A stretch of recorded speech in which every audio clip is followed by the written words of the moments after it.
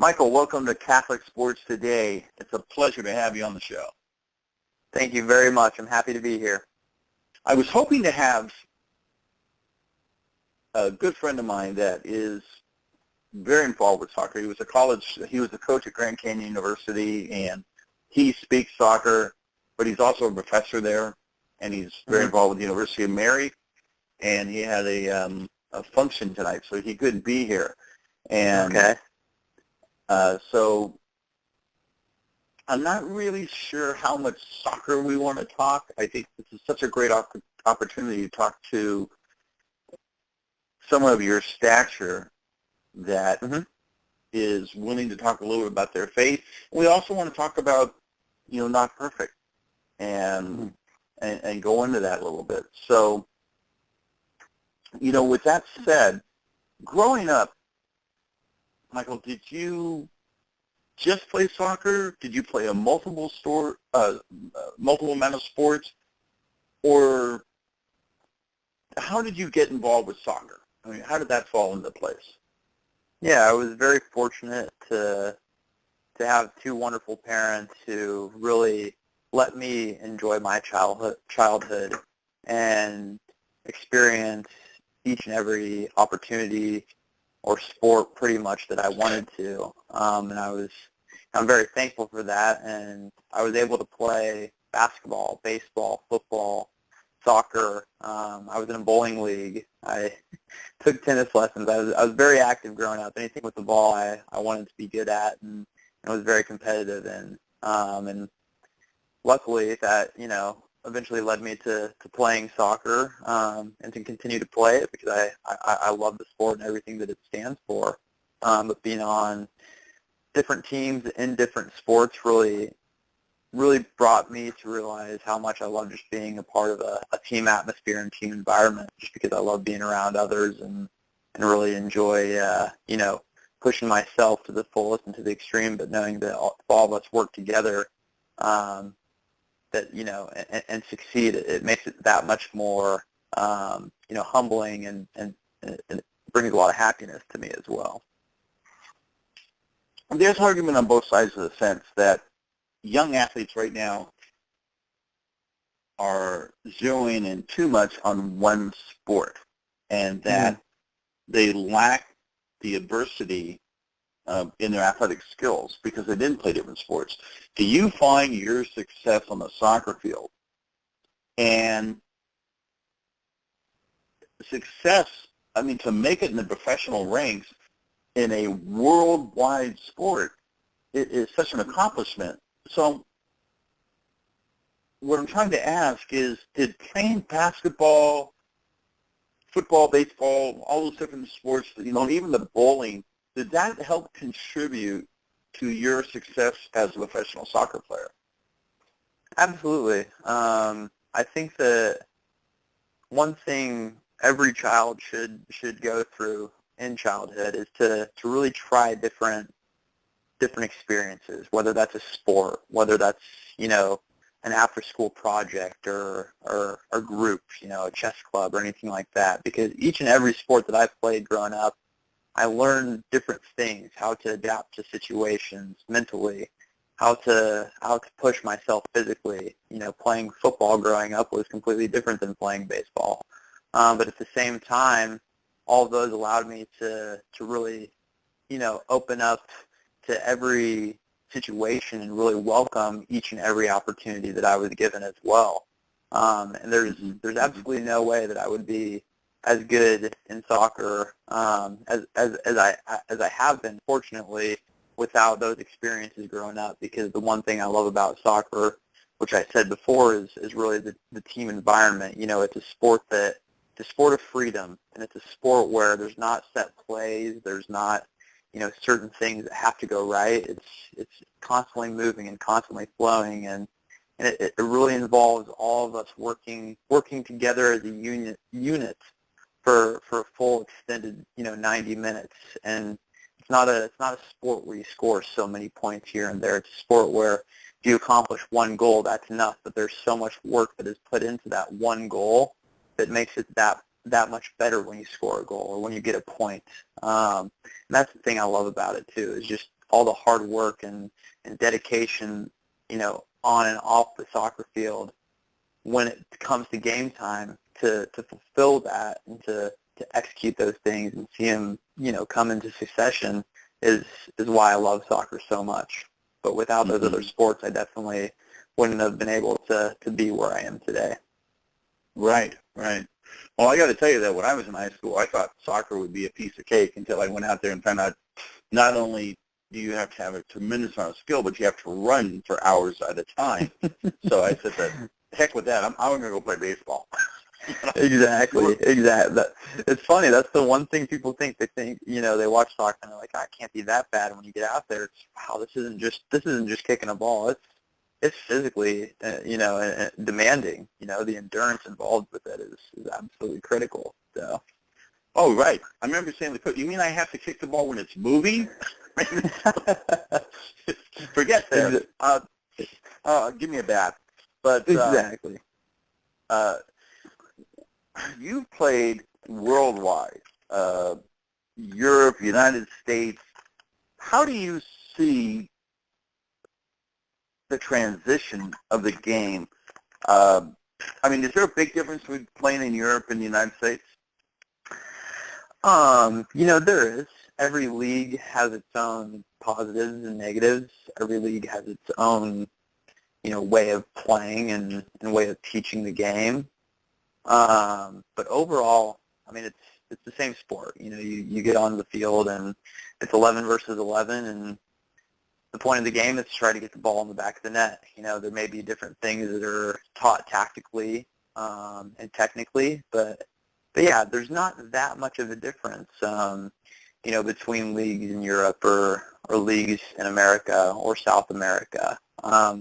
It's just kind of the soccer knowledge behind it. I think Americans are, we are behind in terms of knowledge just because it hasn't been the sport to play in America for the past 150 years like it has been in Europe.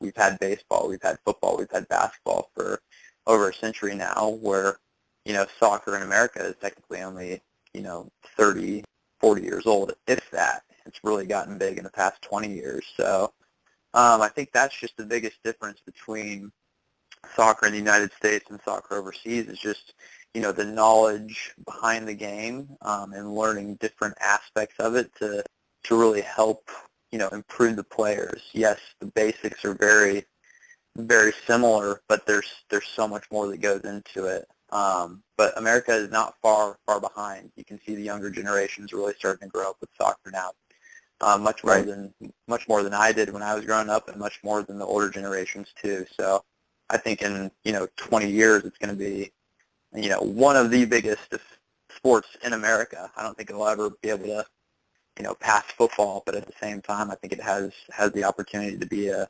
very popular sport. And it seems that the respect that soccer is getting now has increased. Now, I grew up in a generation, I went to high school in the early 70s, went to Berkeley in the 70s in college, at least I think I went there. And, they say you remember Berkeley back then, you weren't really there. But it's true. To us, my wife and I, going to watch our kids play soccer, we truly thought that was a penance. We truly thought we would skip purgatory because we had to go out and watch soccer games. Mm-hmm. And then after we got out there, we realized, wow, this is really cool. Mm-hmm. We really like this. And it's my understanding that it is the most popular sport with children, I believe, under the age of 16. Right now. So it's fascinating how that grows up. Well, let's switch over a little bit about on the faith part. Did you grow up in a Catholic family? Can you share a little bit about that experience? Of course, yeah. I grew up in a Catholic family. I went to Catholic grade school, high school, and university as well with the University of Notre Dame. My family is very religious. I grew up going to church every Sunday, and really, using the guidance from God to live my life. And I'm one of those people who, I'm very faithful, and at the same time, it's about living my life by example, as God would want me to, as Jesus Christ would want me to, and I wake up each and every day and accept, what happened yesterday, what happened a week ago.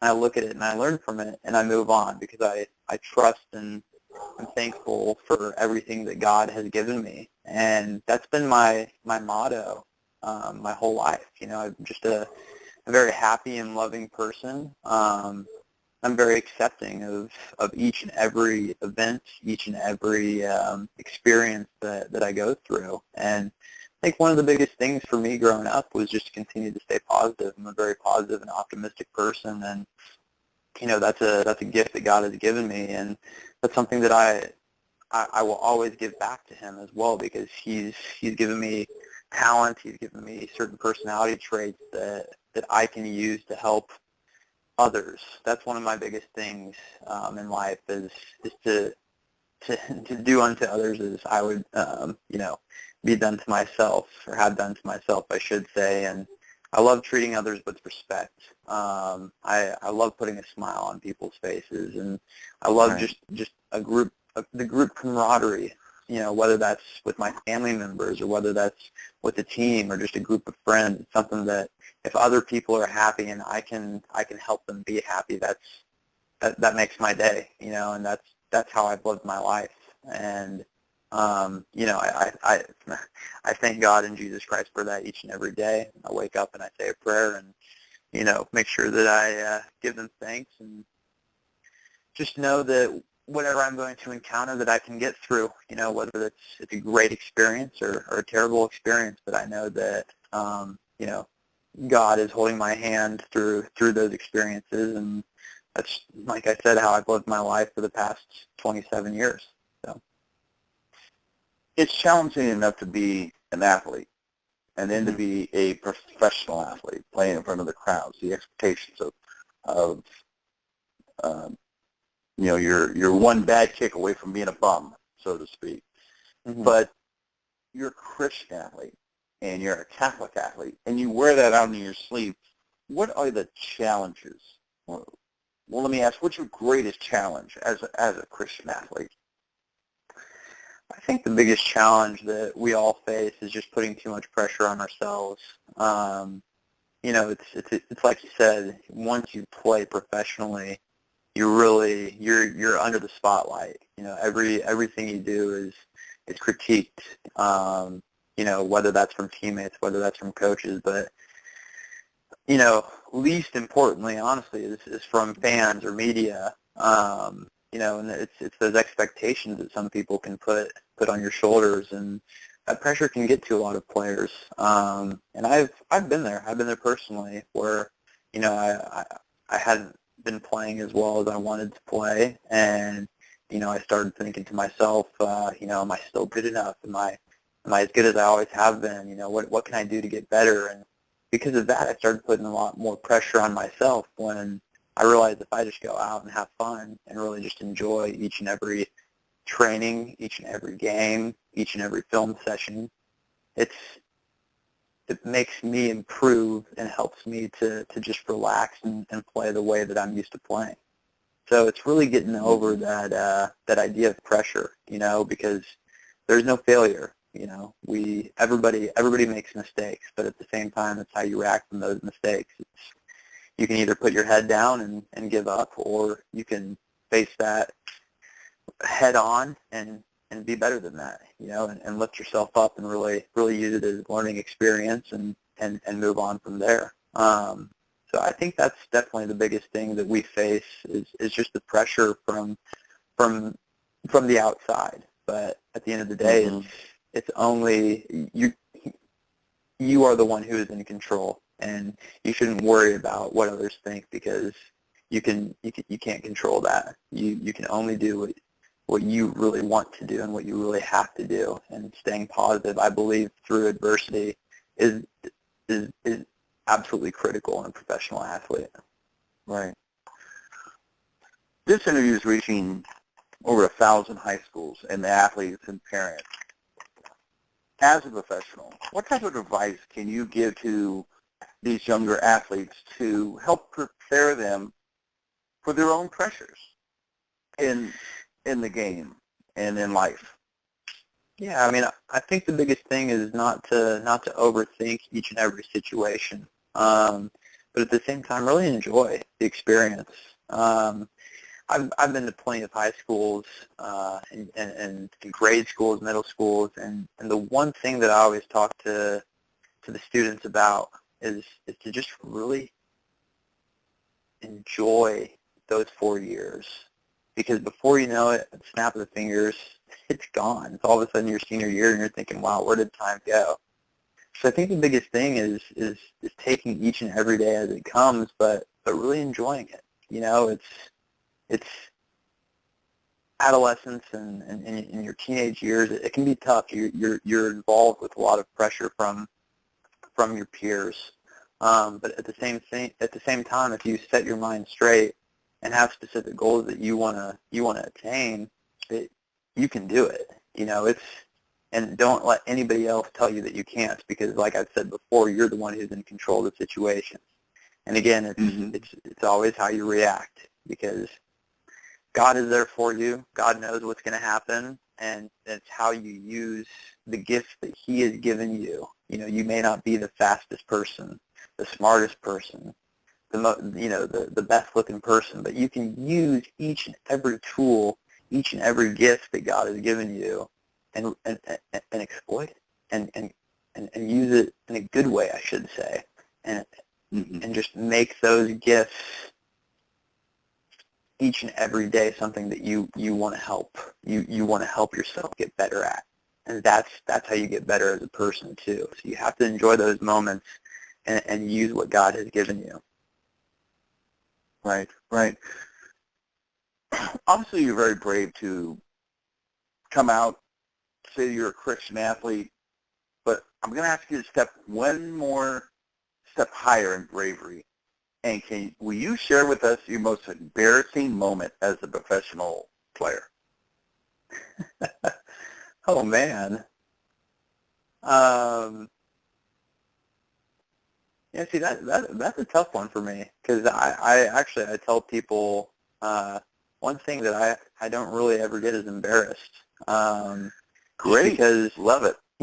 Exactly. It's just because that's, like I've said before, that's how I've lived my life. I'm very positive and optimistic, and if something negative happens, you know, you can't change it. You have to move on.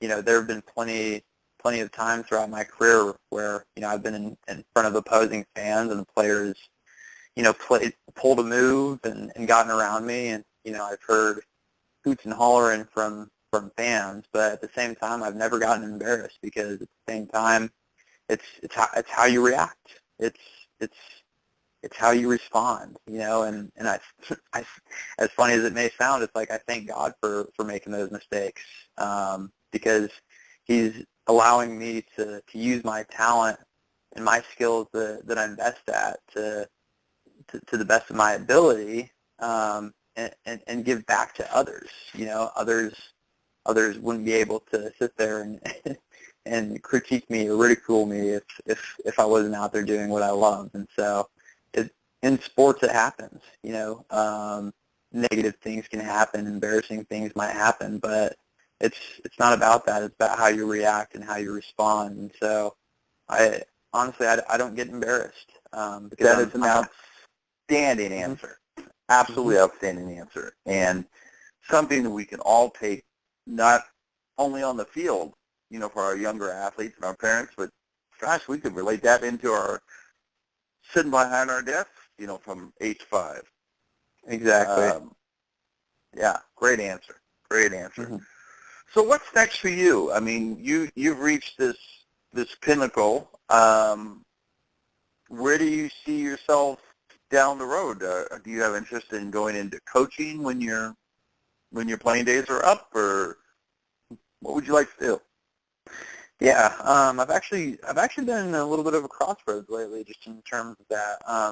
You know, I have such a free, loving, and open-minded, you know, spirit and way of thinking that I have a general direction that I want to go, but I'm very open to many things.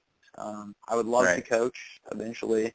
One of the, I've preached it plenty of times today, but I just love the team atmosphere and the team environment, and being around, a group that has a set goal in common, and will do, everything that they can to make that goal, dream, whatever it is, a reality. So I could see myself coaching in the future.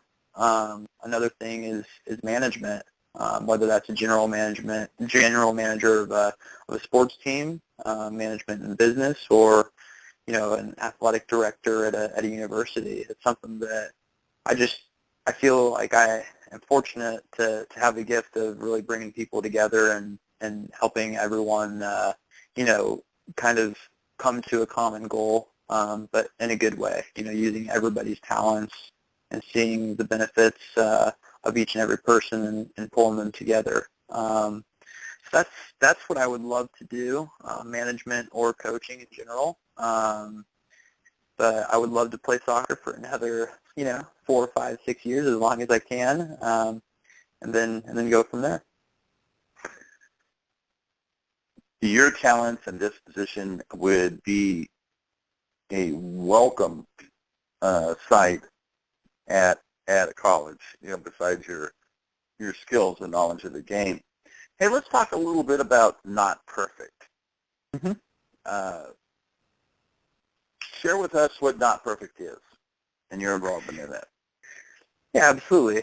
Not Perfect is a program and an organization that gives back to the youth of America, and we really, we go and we try and talk to like I said, the adolescents, kids in their teenage years, but at the same time, even those who are younger than them, because we know that people face pressure throughout life, and it's kind of surprising. It did surprise me, I should say, when I first started with Not Perfect, at how much pressure, a 5 and 6-year-old can go through in their life. There's pressures at home. There are things that are happening at home that people may not realize. There's things that happen at school with, their classmates that may be, going unseen, that really affects, children in their childhood. So what we try and do is we try and give back and talk to them and say, listen, no one's perfect. At the same time, it's about breaking free from everything, all those pressures that you're faced with, whether that's at home, whether that's at school, and being above that, because God is there for you. Jesus Christ is there for you. And whether that's going to school with a smile on your face, or that's going home with a smile on your face, you need to really break free from everything that is negative around you, because each and every person is so much better than negativity. And that is something that we like to preach really to these kids, is no one in your class, no one in your family is perfect. And if they tell you that they are, they're absolutely wrong. And so the one thing you have to understand is that no one is perfect.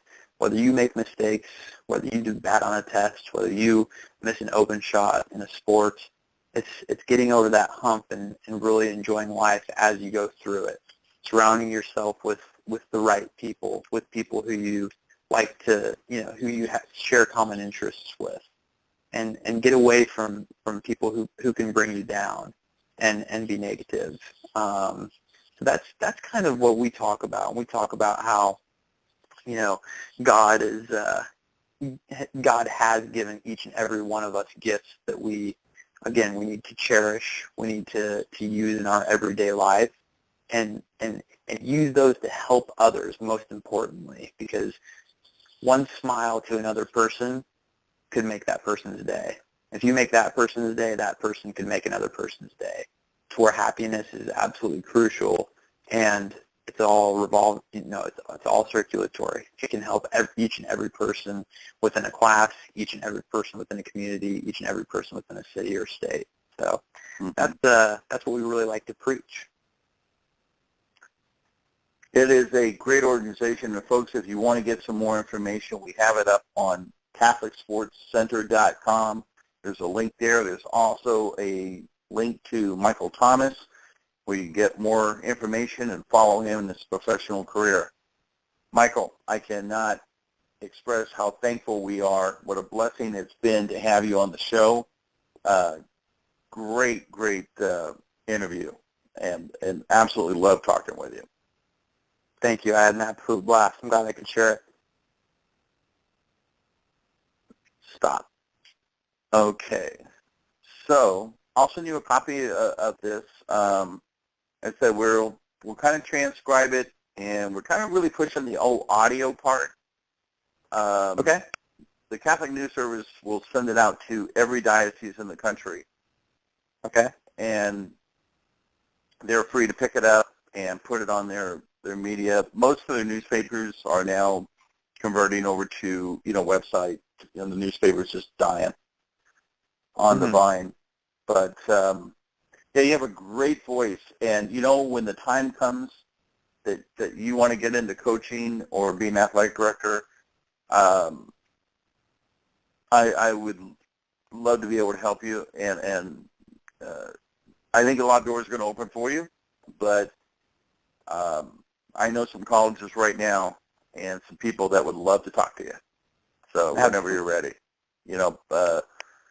big colleges, but some small colleges as well, like Ave Maria and Belmont Abbey and such. You have a tremendous amount to offer. And not only that, my daughter, who's just 20 years old, thinks you are really cute. So that's got to be a positive sign. So that's a good start. That's a great start. Yeah.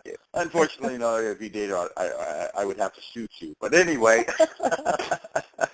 Well, in that case, yep, I will not even think about it.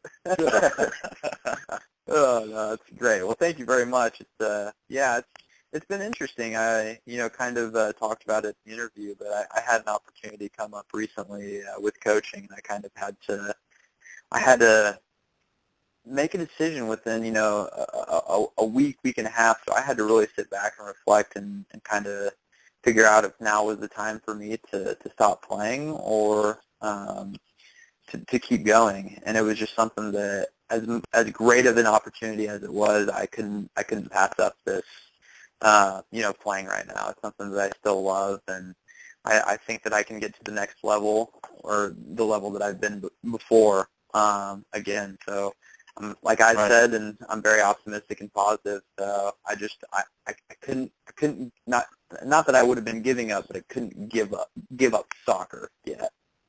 Right. Well, yeah. Soccer. Can I compare soccer to baseball as far as longevity in with players? Is it similar? Yeah. I would say you would see baseball players tend to have longer careers, and I think the biggest reason, to be honest, is the financial part of it, and it's definitely not as physically, enduring on your body. Now, baseball is a grueling sport, but soccer, you usually see retirement from players around 32, 33. There are some who have played, much longer, and there are some whose careers have only been 2 or 3 years. But I would say the average career length of a soccer player is probably 9 or 10 years. Mm-hmm. Is it your knees that and ankles and joints that tend to give up most because of the amount of running and twisting and turning that you do? I would say yes, for the most part. Yeah, I think it's just because your body is just, you're pounding, the ground so much with each and every run, each and every sprint you do, and for those amount of years, it can really affect you. But at the same time, I think just with all runners in general, it's just one of those that speed catches up, age catches up, and all of a sudden you're not as quick as you used to be. You're not as